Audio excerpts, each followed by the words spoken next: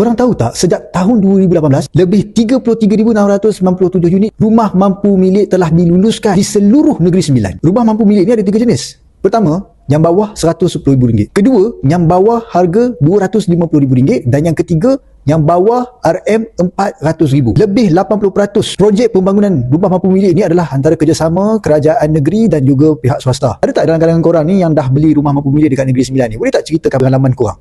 Oh ya, nanti dulu. Fakta lain yang menarik yang korang kena tahu, Negeri Sembilan telah mencipta sejarah apabila berjaya mengekalkan status Sifa Miskin Tegar selama 4 tahun berturut-turut. Kejayaan ini melibatkan 3,530 ketua isi rumah KIR yang direkodkan dalam sistem e-Kasih. Apa yang aku dedahkan ni bukan cakap kosong, tetapi berbukti, ada data, korang sendiri boleh kaji. Angka semua yang aku sebut tu sahih secara terperinci tau. Ternyata Negeri Sembilan mantap di bawah Pakatan Harapan. Maka ayuh kita pertahankan Pakatan Harapan di Negeri Sembilan.